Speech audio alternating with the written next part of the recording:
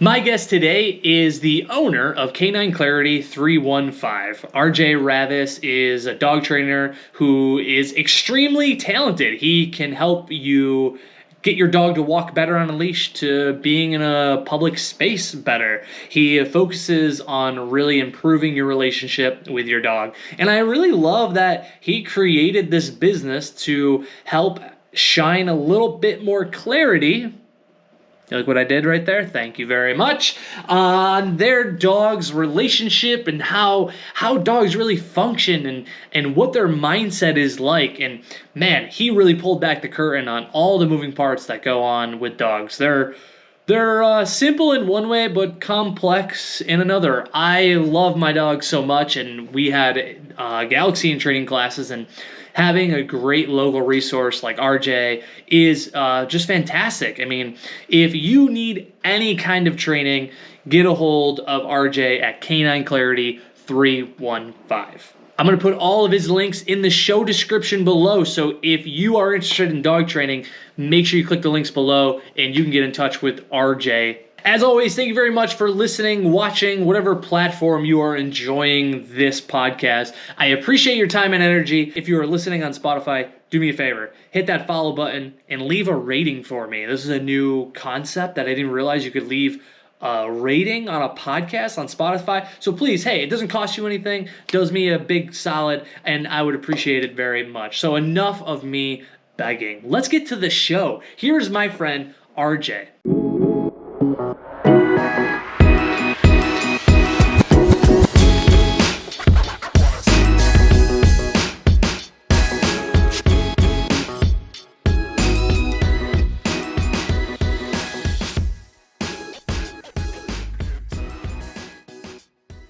RJ, it's funny that you remember from Allen Road because I feel like when I was working for the town of Clay and doing the Allen Road thing, that feels like it was a lifetime ago.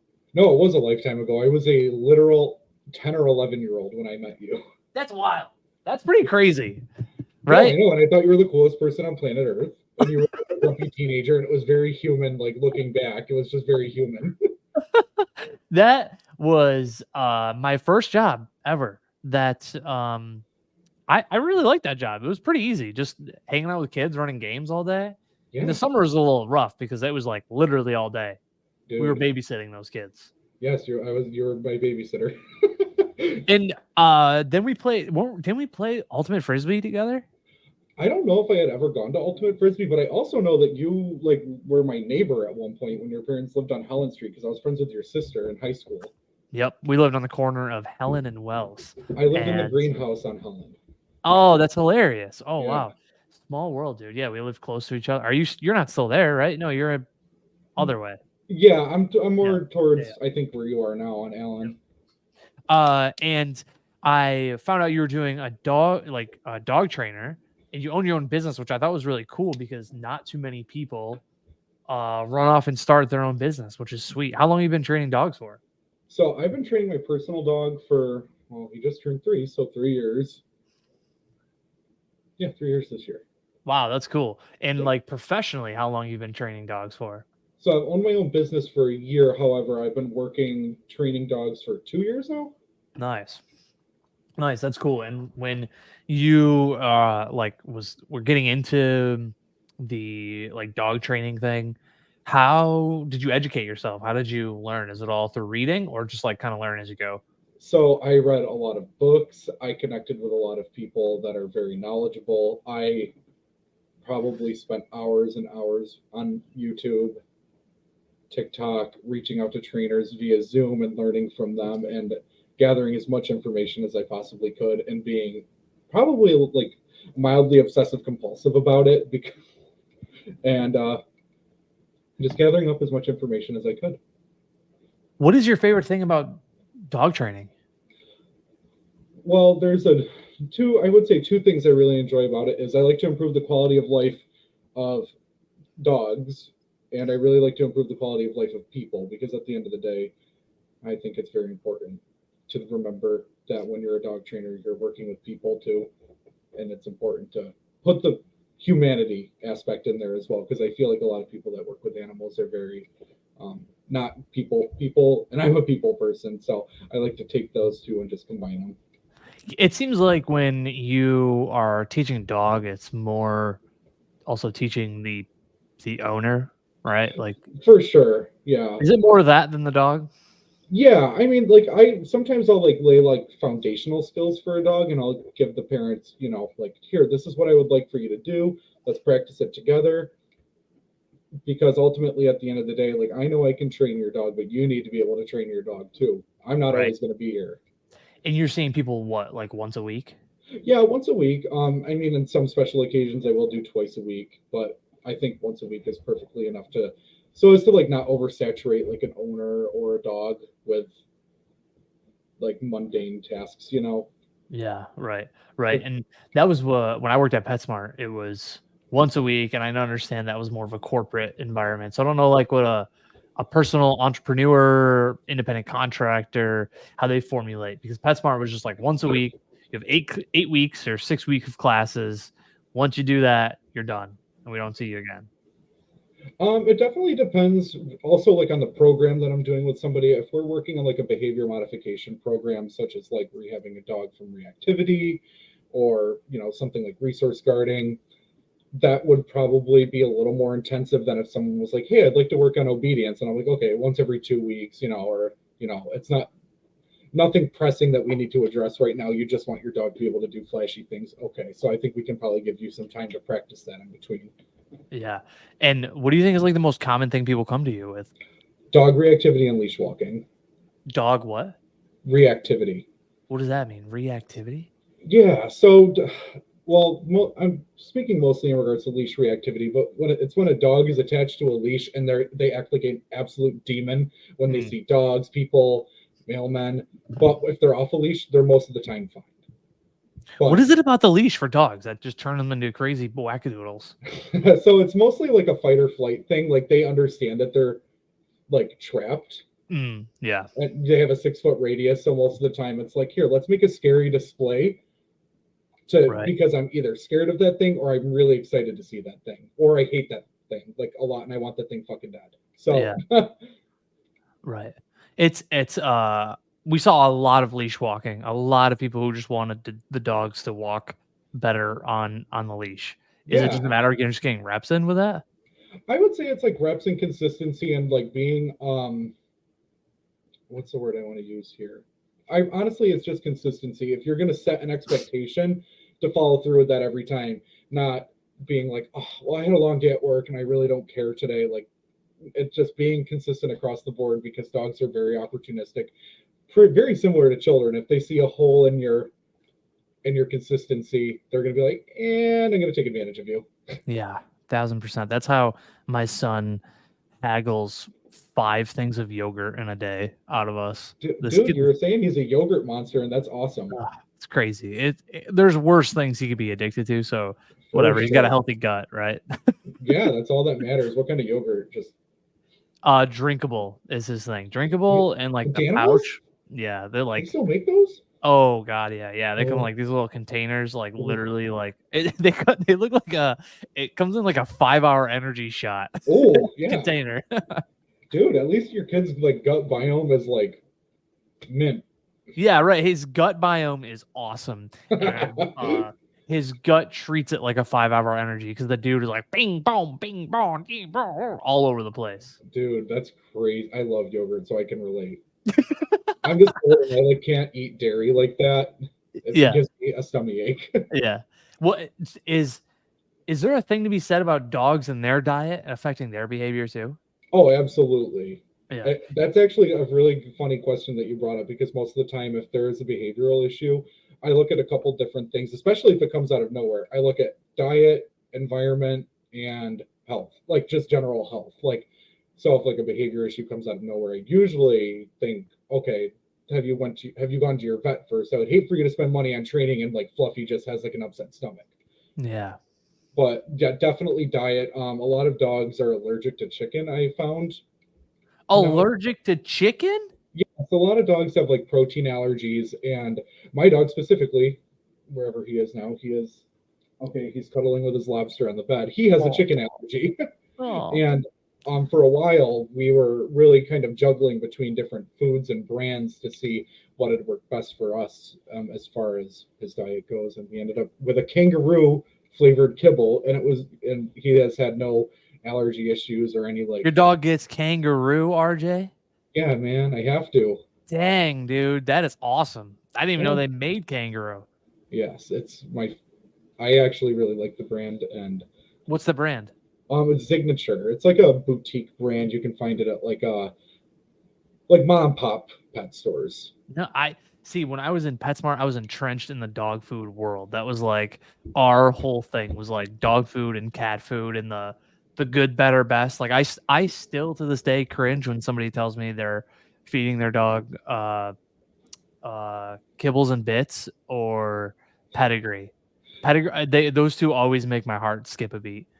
Yeah, I was actually looking recently at. Oh my gosh, this is a lunatic. Um, I was looking at the kibbles and bits ingredient list, and it's scary. I don't think that there's a protein source until like the third or fourth ingredient, which is a little concerning. Okay, now I need to know for sure because now kibbles and bits ingredients because I remember the same thing because when I was working at PetSmart, it was a major issue just trying to get people to switch food, right? Because it's like Yeah, kibbles and bits, you can get a 50-pound bag for like $10. yeah. It makes no Like sense. nothing. Makes no sense, right? Here we go. Here's the ingredient list: corn, soybean meal, beef in bone meal. What is that? But bone, I'm pretty sure. Correct. Someone, Just if anyone grinded watching bone, this following, I'm pretty sure it's like scraps that are grinded. yes. Then ground wheat, animal fat, and corn syrup. They put corn Yeah, syrup. That's it's wild. Diet Coke for dogs. That's wild. Yeah, Okay, so let's take. Here's a wellness senior dog food. This is what Galaxy's on, so I might expose myself, or I might find out that Wellness is a good brand. I like them personally. wellness has been the only thing that hasn't triggered his wellness senior dog food ingredients. Let me see. We just had it. Okay, first one off the bat is deboned chicken, then Amazing. chicken meal, oatmeal, ground barley, ground brown rice, peas, and rice. That sounds a lot better than Yeah. whatever the hell is in kibbles and bits. Yeah, and you know what? It was funny. I was taking my knowledge of ever since I learned about ingredient labels, while I was learning about dogs really in depth and such. And I went to the store today to Walmart, and I've been heartbroken over Rayo's being purchased by Campbell's. I don't know if you're aware of this. No. Okay, Rayo's is the best jarred sauce. It is so fucking great. It is the best. Yeah. And I went to Walmart today and looked at their ingredient list. Granted, it's like $7 for a 24-ounce jar, but the ingredient list is like it's 7 ingredients. But if you like take something like ragu, like the ingredient list is this Oh, long. yeah. Like that's scary. Yeah. That's a lot. Yep. Yep. It's a little sketchy too. And especially when you're talking about putting like this food in your dog and affecting your dog's overall behavior, like Yeah. that really plays into effect like the allergies, the overall mood of the dog. Yeah, I mean, I don't feel super great if my stomach is upset and I'm like feeling itchy and like I'm not in a great mood. Right. If I'm feeling itchy and someone's trying to touch me, I'm gonna bite them. That's me. That's me though. I have like a very solid karate chop, like don't touch me thing down because I'm very not my love language is not touch. How many times are you working with people and you evaluate and you find out like, oh, food's not so good, maybe you should switch the food? Are you seeing that as a common problem? Personally, no. I also really like to stay in my lane in regards to nutrition and like because at the end of the day, I'm not a veterinarian. I could give somebody a suggestion, but unless it's like horrible, if I see someone is feeding their dog like kibbles and bits, of course I'll be like, maybe like a higher quality because a lot of the times people complain about the consistency of their poop and right. be like, oh, it's very not RJ, solid. can you train my dog to shit better? Perhaps, perhaps I could work on it for sure. I get him to go outside. I can't change the consistency of his turds. That I'm not. I don't specialize in that. Definitely, not for the faint of heart. Yeah, for sure. But Now, I also when do like a lot of raw feeding too for my personal dog. raw feed, yeah, that was coming out as I was leaving PetSmart. Like we got our fridge Mm, in PetSmart as I was leaving, and that was like that new thing. And now it went from one refrigerator to when I picked up Galaxy's food the other day, it's literally like almost half an aisle. It's just yeah, refrigerator, and that must be taking off like crazy now. it super is, and I just add a couple of raw things into my dog's, into my dog's routine. Raw bones, raw meaty bones. You know, sometimes if I'm like cutting up chicken for dinner, I'll throw him a raw piece of chicken, and people are like, "Oh my god, he eats raw chicken." I'm like, "Yeah, what do you think? Mother Nature puts out a bowl of kibble in the wild for him every night if they're strays." Sizzles it up a little bit for him, you know? Yeah, just a little, just a little browning on the sides. Yeah, right. Galaxy, I've seen that guy eat his own turd. He doesn't care if that chicken's cooked or not. See, I got so blessed with my dog personally because he is a diva and he does not like being dirty. So if he's like surrounded Fair. by poop in the yard, he'll like assess the situation and like kind of like, oh, I don't know. And then he'll like arc over it. And I'm like, oh my God, thank you for not being gross. Yeah. Thank you for like not being disgusting because a lot of my friends' dogs, they are so gross that I'm so not jealous. That's Galaxy. Galaxy's gross. He has this when I know he's on the scent of something, it's almost like I can hear his nose like clicking. Like when he's sniffing, I can like click it. I can hear it clicking, and that's how I know he's on the hunt for a nice turd to eat, especially in the wintertime. Okay. Like, dude, don't do that. For He sure, likes don't do like that. the frozen turds. The frozen. He likes the poopsicles. He doesn't like do it in the DiGiorno. summertime. It's like the DiGiorno. It's not The delivery. DiGiorno of turds is the winter icicle mixture. Yeah, that's for sure. Amazing. Yeah, I think I've seen that in Walmart before, for sure. Now, when someone wants to start training with you, what does first contact look like?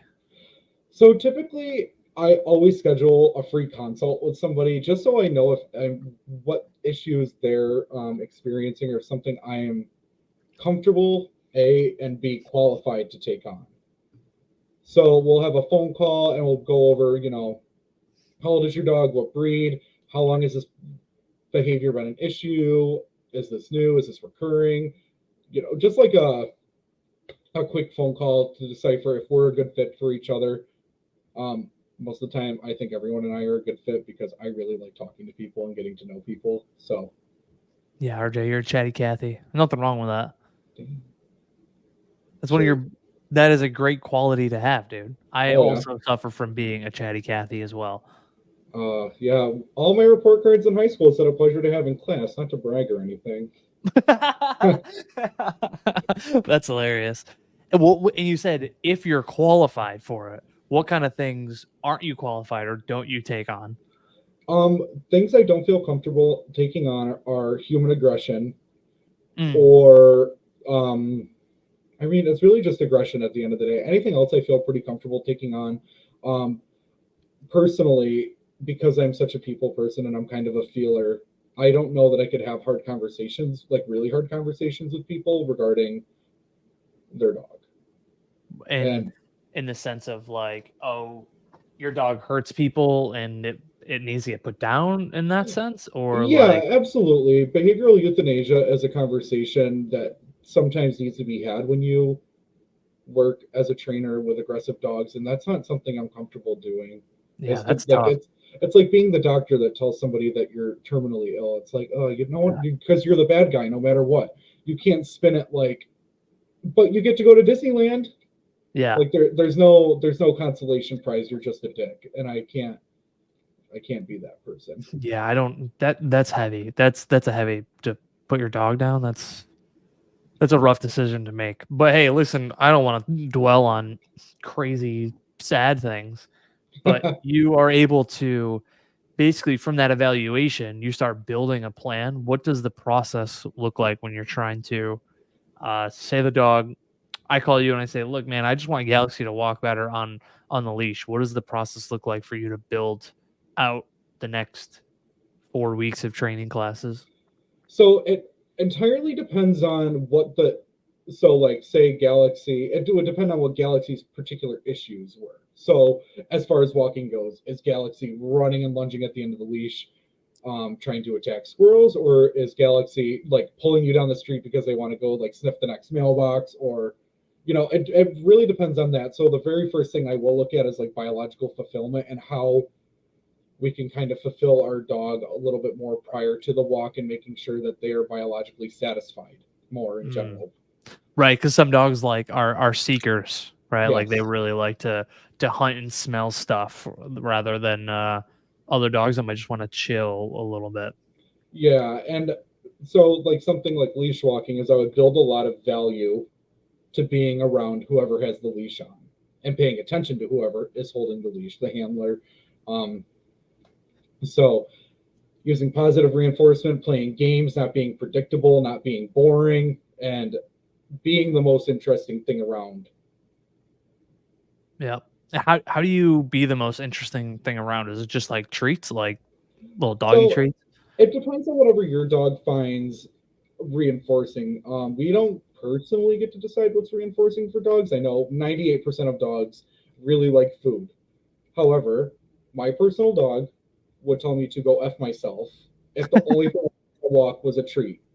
He Yeah. would be like, no, I'm not about it. Now, if I brought a Powerade bottle and put a string through it, he would think that I was like Jesus Christ walking on water. Like he would be Whoa. like, amazing. I love. Oh my god, I get to play with this with you on a So walk. so what do you do with the string? You just like tie it around the top of the Powerade bottle? I mean, one could get creative and like drill a hole in the bottom. This is a lot of work. I would never do this, but if you're more ambitious than I am, you could like drill a hole and like get a string and like tie a knot and like turn it into a tug toy. That's cool. I'm also of the firm belief that anything can be a toy to a dog if you're fun enough. Yeah. Yeah, and especially in a dog's eyes, that like that's a cool color blue. Some of those Yes. toys, it's like that is a cool color to them. You know, it's like visually stimulating to them. Yeah, I just like to like teach people that it's okay to like pay our dogs a paycheck, and it's also okay to have expectations with our dogs. So what I mean by paying them a paycheck is giving them something that's reinforcing. You and I don't go to work every day to get paid for free. Dogs shouldn't either. There should be something in it for them too. Yeah. That's a good way to put it. Is it always uh that exchange of payment, always that like reinforcement while you're trying to do something? Typically, yeah. A lot of the times I could do like you can make a pattern out of it. So like most of the time, yes, I'm just using treats to positively reinforce something. I'm becoming more like I'm telling people to become more unpredictable. So a lot of the times we walk the same boring route, we stop at the same boring stop signs. So I tell people like, okay, like switch it up. Like if you see your dog drifting off into La La Land, start walking the other way. And all of a sudden you're so much cooler. Yeah, right. And just changing the direction that you normally go. Like Yeah. in like we go around the block one way, pretty much every time that we go. And I went with Galaxy the other way the other day, and I thought it was very weird how his body rhythm changed just from going the other direction. And I'm like, bro, this is the same stuff you see all the time. I don't understand why he was like more like on like more aware, like on the Right. prowl for something. I don't know what it was. And we did the same block, just opposite direction. That's it. So were you walking like on the other side of the street as opposed to like, That's yeah, true too. So not different only was smells? I going the opposite way, but I'm on the other side of the street, which he usually doesn't smell. So I'm sure that played an effect Oh, too. what kind of dog is Galaxy? I don't think I've ever seen him. He's a pit mix. He's got pit and lab mix in him. I actually And really like Pit Lab mixes. Lou, I really don't want your lobster right now, my sweet boy. I'm sorry. what's that? My dog is like trying to shove his lobster onto my lap. Oh, yeah. He's Galaxy's a good dude. He just has he has like the derpiness of a. Oh, there he is. Look at him. Galaxy got the derpiness of a lab, but a thick head of a pit bull. You know what I Okay. mean? Like like pit bulls are like I find very loving and more surprisingly energetic than some dogs. Like, See, I hear mixed things about pit bulls. I actually have a friend who's like very into. Um, okay, buddy, you're one of the island. he's like, I want to be the star of the show now. Yeah, he's like trying to upstage me. We know. Yeah, I mean, I personally hear mixed things. I know a lot of my friends that have pit bulls are very like, oh my god, this is a house hippo, and It's true. Yeah, that's a good way to put it. House hippo, because he's got a big old belly. He used to be way bigger. He used to be pretty chunky, but when I met Brittany was when I got his diet in order. I was definitely feeding him way too much. He was a chunky boy. happens to the best of us. I cannot get my dog to gain weight. Oh, interesting. Is it because what kind of dog is it? I think they're known for having high energy. He is a golden retriever poodle mix. Oh, that was not what I was thinking it was. Wow. Yeah, yeah. Surprising. Yeah, genetics are crazy. My friend, who is a biomedical engineer major, is like she drew out a whole little Punnett square for me and explained to me why, because both of his parents were golden retriever poodle mixes, that he would be more likely for him to come out with straight hair than curly hair. Interesting. Wow, interesting. Did you do one of those genetic testing things? No, I didn't. It's pretty cool. We did ours for Galaxy and Ateri when she was around, and it was just surprising. We thought Galaxy would be way more of a mix, but it was literally Pitbull, Lab, and then Ateri's was like 5. That we were surprised that we weren't anticipating that. Yeah, I would like another dog eventually, but the idea of a puppy is, what's the word I want to look for? Horrible. Or yeah, like having to potty train it and do Potty everything training, all over weight again. training. It's so much better when it's somebody else's situation. Yeah, right. Now, on the business side of things, how are you actively growing your client base? I really prefer word of mouth, and I do maybe subtle advertising on social media, but I'm not looking to become uber rich from doing dog training or You're not dog trying to be walking. Caesar Milan. No, definitely not trying to be Caesar Milan. Um, it's just I would prefer to be casual. I'd like to be able to help people in a genuine way rather than looking to create like a multi potentially $1 million corporation. I am just very much more like I want to be personal with people. I don't want to like have them just be a number or a name on a piece of paper, go to their house, feed them a line and then go. Right. I would very much so prefer having a more meaningful connection with people. And maybe that's my downfall. So everything is, well, I mean, it's not really downfall. I'm kind of the same way in my real estate business. I don't like to be I don't really post too much about sold, close. I just feel like it's kind of hollow. Yeah. So I much prefer like word of mouth, and like I do social media stuff, like no doubt, but I try to make it as less obvious and more from a like educational standpoint, you know what I mean? Yeah, and that's awesome. Like I feel the same way. Excuse me. You're right. So a lot of your business has been from just word of mouth. Yeah, I'm trying to think. Word of mouth. I mean, I have like yeah, really like friends of friends have reached out to me.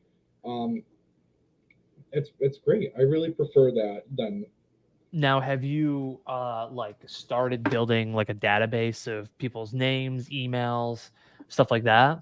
Yeah, absolutely. I have everyone's like contact information, all their everything in a file on my computer, and that's about it. Again, I'm not kind of like a boomer, Corey. Yeah, right. I'm horrible, even though I'm Well, like what 4 or 5 years older than me. yeah, I'm 31. I'll be 32 by the time this podcast airs. I will be 32. Oh, really? When's your birthday? The 27th. So this is gonna come out the 29th. Oh my So God, 2 days before my birthday. oh yeah. So you're a So Libra too. what's that? You're a Libra too. Yep, that's right. I don't know if that means Um, anything to you in particular, but what was that?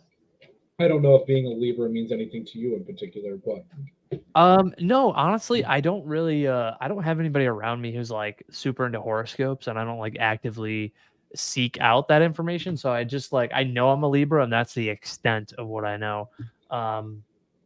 Are Libras like Corey's?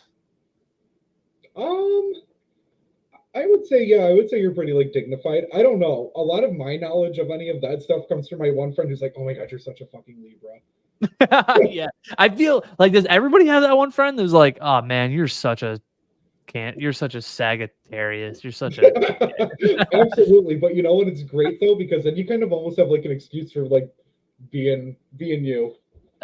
Yeah, right. It's like, all right, cool, sweet. But no, I just never really like dove into that aspect of things. It's super funny to hear about it because it's like kind of memey, but at the same time, it's like, oh my gosh, how did this like read me for filth like that? I wasn't prepared to like be told that I all these things about myself. Yeah, why is it so true? What are you doing to me? Why are you hitting all my pain points right now? Yeah, like I downloaded this CoStar app one time and I was like, oh my god, this thing literally just read me for filth. I just want to like hide for the rest of the day because I feel very seen. Yeah. You're like, God dang, you exposed me. Yeah, for sure. Now, with you just doing like word of mouth, do you ever do like trade shows, or like, is that your cup of tea? Like holding down a tent and doing trade shows and stuff? No, I don't know. It's just like to me, it's hard to do that kind of stuff without. And again, I have friends that do this stuff, so I'm trying to find the right words just for what my personal perception of how I would look as a man, which is probably douchey. Douche? How so? How would you look like a douche? I just think that I don't know. I just have a perception of certain things, and I would put that onto myself in those scenarios. And I'm also, I don't know. I'm just not a very showy person, right? Like, I, I don't know. Like, it took some convincing for you to come on this show. Did it? No, not at all. I was gonna say, like, yeah, of course. I asked you, you were like pumped. You were like, yes, I'll do it. Yeah. Which is great because I like this whole dog training aspect. It's something that I've not had in my life or talked to somebody since I was like 20, 21, like 10 Oh. years ago when I was working at PetSmart. Really? It was How like the long has it last. been since you worked at PetSmart? Yeah, I worked at PetSmart until I was 17, 18, 19, 20, 21. So, 22 was when I left Wow. PetSmart. Yeah, I was like 22, 23. I left PetSmart, and then I transitioned to Runnings after. Oh my god. Oh, cool. When did you work at Runnings? What year would that have been? When did they open? I feel like it was 2014. 14 or 15 for sure. Because I worked at the Lowe's on 31 at the time that they opened. Yeah. And they were shaking in their boots when Runnings opened. They were spiraling. Shaking in their boots. That's hilarious because we were shaking in our boots opening because we were one of the first stores. The Liverpool store, I was there when we were opening, and it was when I was on board, the shelves were up, but there was zero product anywhere in the store. So every day I was coming in, a new truck would come in, we'd unload it, put it on the shelves, wait for a new truck the next day. Like, it was just like rinse, wash, repeat forever. And the only other store at the time was the Rome Runnings. Okay. And we weren't too sure how we were going to, because Rome, I don't mean this in any negative connotation, but like, it's by Camden. It's out like kind of in the boonies where like a lot of farm people are at. You know what I mean? And Runnings in Liverpool is like, the location was like, I don't know, it was kind of up in the air. So, you know what? I have a beef with Runnings, and you want to know what my beef with Runnings is? Let's hear your beef with Runnings, because I'm not there anymore, so I don't care, dude. Okay, no shade, no hate. They need to install a cell tower. I can't go into that store and use my cell phone, man. It's horrible. And sometimes I need to use my phone when I'm in a store, and it stresses me out. I'll be on the phone with my mom talking about like Real Housewives or something, man, and it drops the call. Yeah, it was a tin can in that place. Yeah, that was old Walmart, right? Old Walmart. Yep, exactly. Oh my god, bringing me back. Yep. I know, that's when they were building it was very eerie, like seeing them build it and seeing the shelves up, because there's like parts of it when I was younger, my mom took me to that Walmart like all the time. So like being in that building while you're older at like So I was in there, what, 24? And when I was like 8 or 9 was when we were there. When I was younger, we'd go to Walmart, we'd go to Kmart and Mattydale. So like those Oh, were the two places that we'd go. So it was weird seeing that place like from like a shell to shelves to oh, a I'm running sure. store out of an old Walmart. Yeah, I remember when that was the only Walmart in the area. Yeah. Wow. Long time ago. Yeah, I can't even. I just remember having to go to the Central Square Walmart with my dad, and I was like, "Oh my god, it's a field trip! Oh Yeah. my god, it's so far away." It was like a 20-minute drive, but man, it felt so long. When you're a kid and you're in the car, you're trapped in the car with nothing to do. Everything felt like it would take forever, you know? Yeah, where was my iPad, man? I know. I'm glad I grew up in the generation that we did because like I had my Game Boy that had like limited access to the internet and I could still have a device to play with like Pokemon, right? Like I was able to play Pokemon whenever I wanted, but I didn't have the social media stress and anxiety that the kids have now. It's wild. Sir. Oh. Sexually violating that pillow back there? Yeah, absolutely. He's getting super hyped up because his lobster is very much so The getting the lobster. gears turning. Now, RJ, what is the biggest piece of advice you would give to somebody who's like struggling with their dog just in general? Um, I would say the best piece of advice I could give anybody is to try your best to not okay, hold on. If I can say this word right, I'm gonna give myself a high five, perhaps. Okay. Try not to anthropomorphize your dog. Oh, okay. So don't put human emotions onto your dog to like hurt your own feelings or to maybe justify behavior that you find annoying, because dogs work very simply and it's seek pleasure, run away from discomfort. And that's the only two modes that you can really like break down behavior to. Hmm. Interesting. And how have you learned about just literally like books and like self-taught? Like that's pretty cool. Books, self-taught videos. I've connected with so many different trainers all over the world. As far Is that like that's got to be a Facebook group, the National Association of Dog Trainers? so mostly TikTok, to be honest with you, is how I've met a Wow, lot of people that really, really were helpful. that's cool. What were you doing before you started your business? So when I oh gosh, do you want my whole resume or do you want like my adult one? Just your whatever you just left to do your dog training. What was I doing before?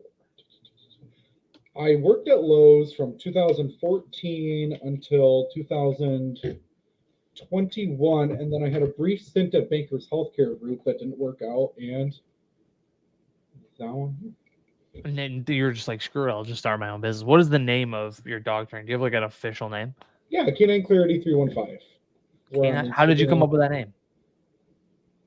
Honest to God, I had COVID. And I was sitting on my couch and I was like, okay, um, what are some things that I would like to provide people?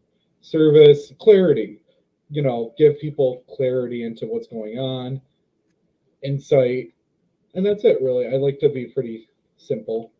What drove you to just to start this business? I how do I put this lightly? Love my dog. His behavior, I do tell people all the time that he is my sleep paralysis demon and he's very annoying. But that's just me living with him. He's actually the most wonderful dog on planet Earth, and everyone is obsessed with him. And if I could give that to somebody else, I would. That makes me very happy because it's a very, very large weight off of your chest when you have a dog that you don't need to worry about. You don't need to worry about them running away. You don't need to worry about them toppling over guests, attacking random things. Like being able to give the gift of a good dog to somebody is the best gift ever because it really, in my opinion, gives you a lot of freedom in life. Mm.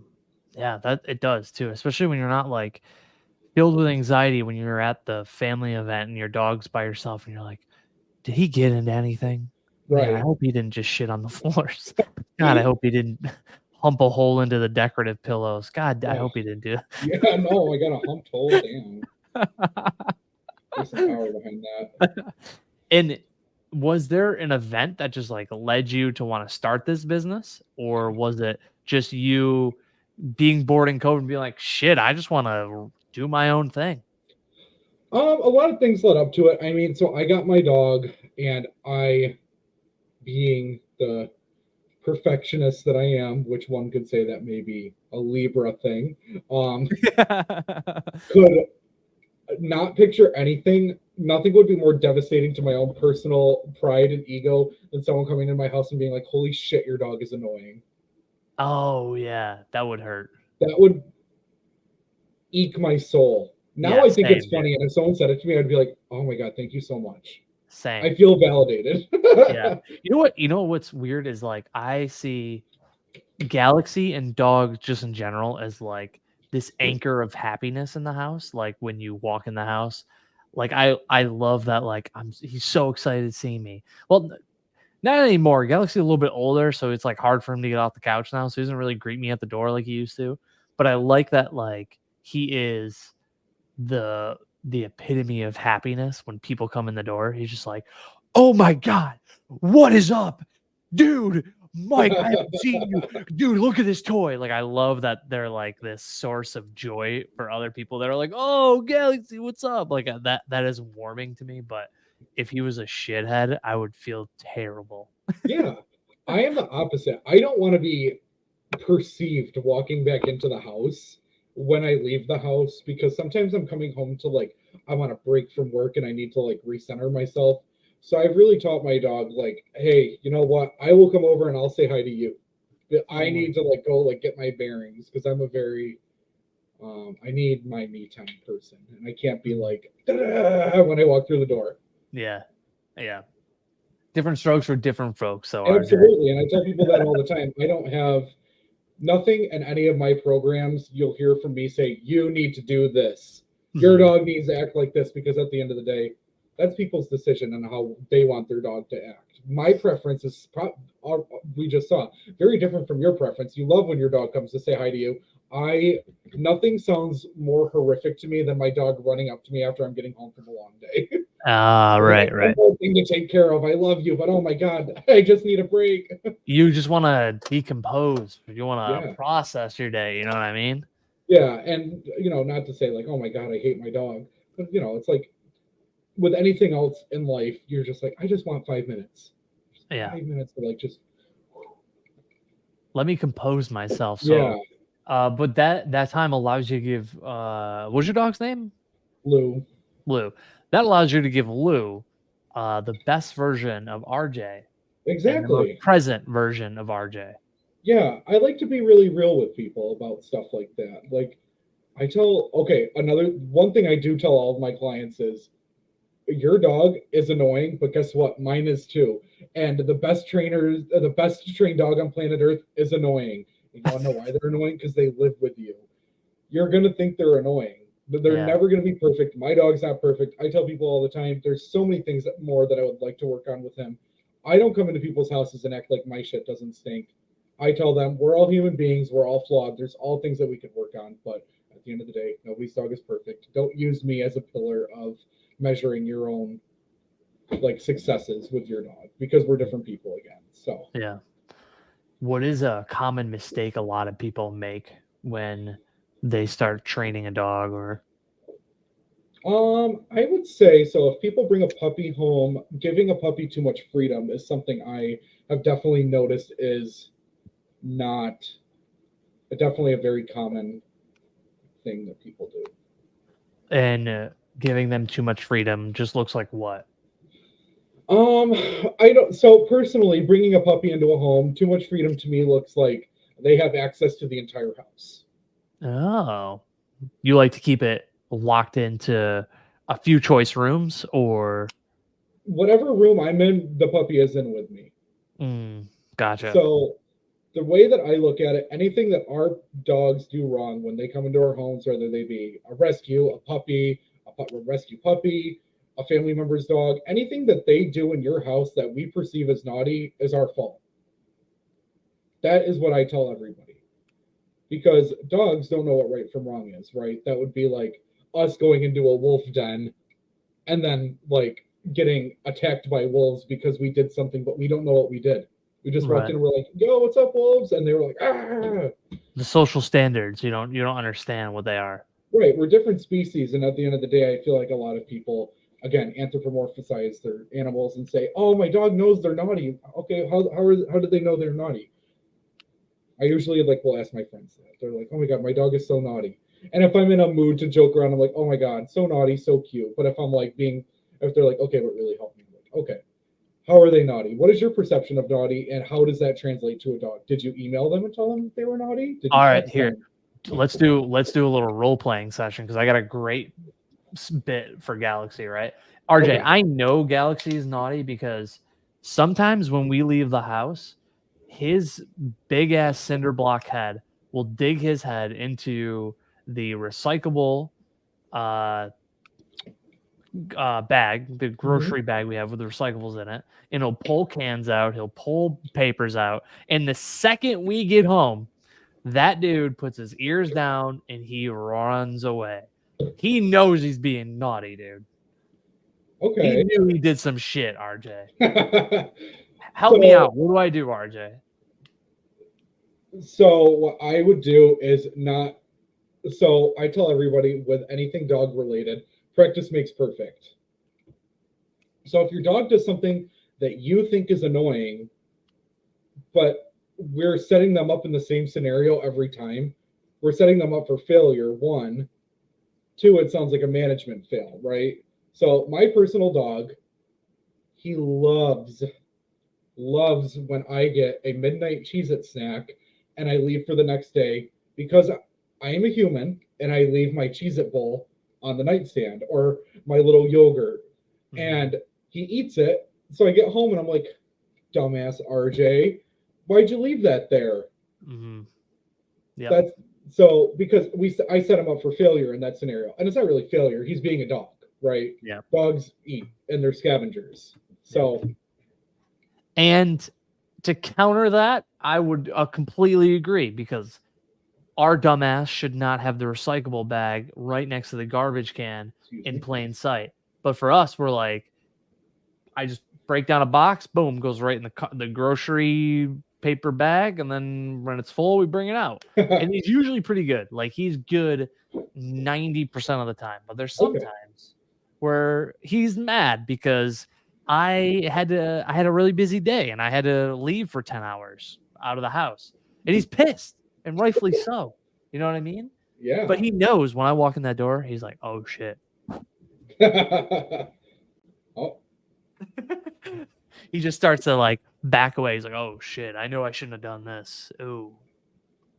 This dog, I want you to know, okay, so this is me anthropomorphizing my dog. He is like, "Holy shit, Dad. I love you so much. Please pay attention to me, but only because you're busy right now. Come on." Okay, you can get up here. And the second this ends, he'll You'll be be off. like, "I want nothing to do with you." Oh my God, look deranged.